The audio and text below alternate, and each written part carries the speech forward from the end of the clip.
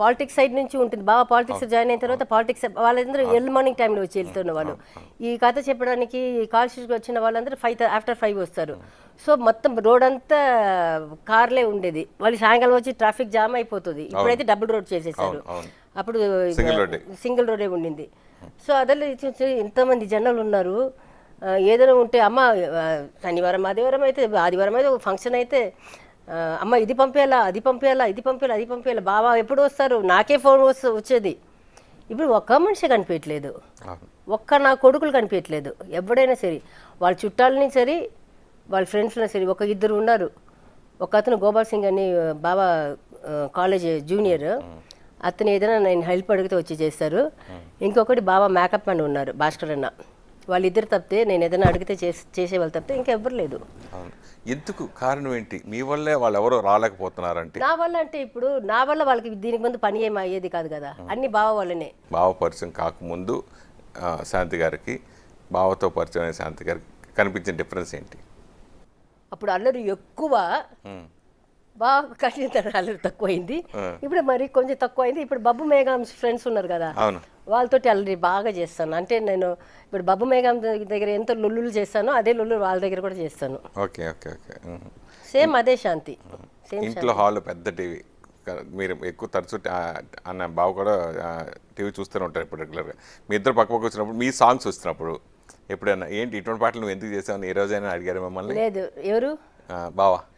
బావ లవ్ చేసింది అట్లాంటి బట్టలతోటి. నేను ఒక సాంగ్ గాయల్ సాంగ్లో ఆల్మోస్ట్ చిన్న శారీ, స్కర్ట్ కదా శారీ ఉంటుంది, ఇంత శారీనే ఉంటుంది. అది చూసే కదా ప్రేమించారు. మరి ఇంకా అడిగితే మొగం మీద అట్లా గుచ్చుదాన్ని. అలాంటి సందర్భాలు ఏం లేదు, ఎప్పుడు లేదు. బావ వచ్చి నన్ను ఫ్యాన్గా ఉండి నన్ను ప్రేమించి పెళ్లి చేసుకున్నారు. సో ఎప్పుడు దాని గురించి నువ్వు ఇట్లా చేసావు అట్లా చేసావు అని ఎప్పుడు నా సినిమా గురించి ఎప్పుడు ఆయన ఎప్పుడు ఒక మాట కూడా అడగలేదు. నన్ను వచ్చి ది బెస్ట్ డాన్సర్ అని చెప్తారు. ఇంకొక పెద్ద హీరోయిన్ ఉంది, ఆమె నాకైతే అమ్మాయిని ఇష్టం, శ్రీదేవి గారు. దానికంటే మంచి డాన్సర్ అంటారు నన్ను. అంటే చూసుకోండి శ్రీదేవి తర్వాత మాధురి దీక్షిత్. అప్పుడు వాళ్ళకంటే మంచి డాన్సర్ అంటారు. మీ పెళ్లికి అడ్డుపడిన వాళ్ళు ఎవరైనా ఉన్నారా? లేదు, వాళ్ళ ఇంట్లో ఒప్పుకున్నారు, మా ఇంట్లో ఒప్పుకున్నారు. వాళ్ళ ఫ్రెండ్స్ మాత్రం అది ఎవరైనా ఇప్పటిదాకా బాబా చనిపోయేదాకా నాకు చెప్పలేదు. ఎవరో చెప్పారంట, రే అమ్మాయి పెద్ద దీంట్లో ఉంది, ఇప్పుడే అప్కమింగ్లో ఉన్నావు, చూసి సినిమా వాళ్ళని అసలు నమ్మొద్దు, అసలు గ్లామర్ చేసిన అమ్మాయిలు అసలు నమ్మొద్దు, దాంట్లో ఈ అమ్మాయి పెద్ద పీక్లో ఉంది, అమ్మాయి నేను వదిలేసి వెళ్ళిపోతుంది, జాగ్రత్త అని చెప్పారంట. అందుకని సార్ ఒక తాడు పెట్టుకొని తిరిగి ఫస్ట్ దొంగతనంగా మ్యారేజ్ అయింది మాకు 92లో. ఆ తర్వాత ఒక 5-6 years తర్వాత మళ్ళీ 96లో పెళ్లి చేసుకున్నాము.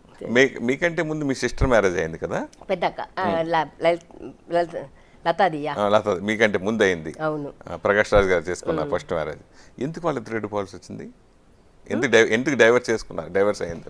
ఫ్రాంక్లీ స్పీకింగ్ వాళ్ళ గురించి నాకేం తెలియదు. సో ఫ్రాంక్లీ నాకు నిజంగానే తెలియదు. వాళ్ళ మా ఇద్దరి మధ్యలో ఎందుకు గొడవ అయింది. నేను ఇప్పుడు ప్రకాష్ నాకు చెప్తే నేను చెల్లి హస్బెండ్ కంటే ఒక మంచి ఫ్రెండ్స్ నేను ప్రకాష్.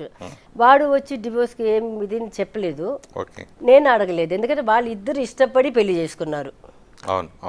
ఇప్పుడు నేను మధ్యలో వెళ్ళాను అనుకోండి, నువ్వెవరే అడగడానికి అని అడిగితే నాకు అసహ్యం.